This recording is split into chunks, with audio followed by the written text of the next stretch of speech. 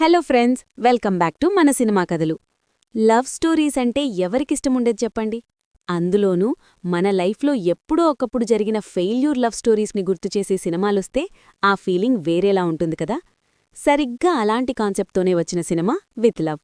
రజనీకాంత్ గారి కూతురు సౌందర్య రజనీకాంత్ సమర్పణలో వచ్చిన ఈ సినిమా మనసుల్ని టచ్ చేసిందా లేదా అనేది నా స్టైల్లో సింపుల్గా చెప్పేస్తా, చూసేయండి. అసలు కథేంటంటే, మన హీరో సత్య, అభిషన్, హీరోయిన్ మోనీషా, అనస్వరరాజన్ ఒక పెళ్లి చూపుల్లో కలుసుకుంటారు. ఫస్ట్ టైం కలుసుకున్నప్పుడు ఎవరైనా ఏం మాట్లాడుకుంటారు? ఉద్యోగం, ఆస్తిపాస్తులు కదా. కానీ వీళ్లు మాత్రం తమ పాస్ట్ లవ్ స్టోరీస్ గురించి మాట్లాడుకుంటారు. స్కూల్ డేస్లో సత్య ఒక అమ్మాయిని ప్రేమిస్తాడు, కాని చెప్పలేకపోతాడు. అలాగే మోనీషా కూడా ఒక అబ్బాయిని లవ్ చేస్తుంది, కాని మనసులోనే దాచుకుంటుంది.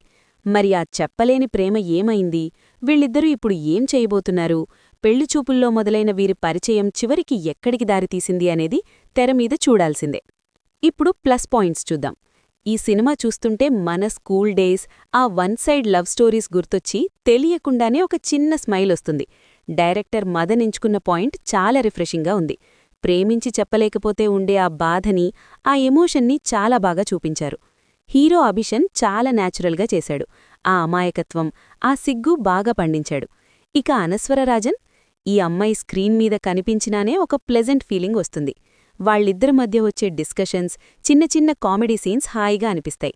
ఫాదర్ సెంటిమెంట్ కూడా బాగా వర్కౌట్ అయింది. అంత బాగుంది, కానీ మైనస్ పాయింట్స్ కూడా ఉన్నాయి ఫ్రెండ్స్. సినిమా స్టార్టింగ్లో ఉన్న ఇంట్రెస్ట్ వెళ్లే కొద్దీ కొంచెం తగ్గుతుంది. ఎందుకంటే కథ చాలా సింపుల్గా, ఎలాంటి పెద్ద ట్విస్టులు లేకుండా సాగిపోతుంది. కొంతమందికి ఈ స్లో నెరేషన్ బోర్ కొట్టచ్చు. లవ్ ట్రాక్లో ఇంకాస్త డెప్తుంటే బాగుండేది. హీరో హీరోయిన్ల మధ్య కెమిస్ట్రీ బాగున్నా కొన్ని సీన్స్ మాత్రం రొటీన్గా అనిపిస్తాయి. టెక్నికల్గా మాత్రం సినిమా చాలా నీట్గా ఉంది.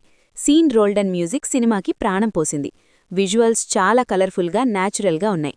మన కళ్ళకి ఒక మంచి పెయింటింగ్ చూసిన ఫీలింగ్ వస్తుంది.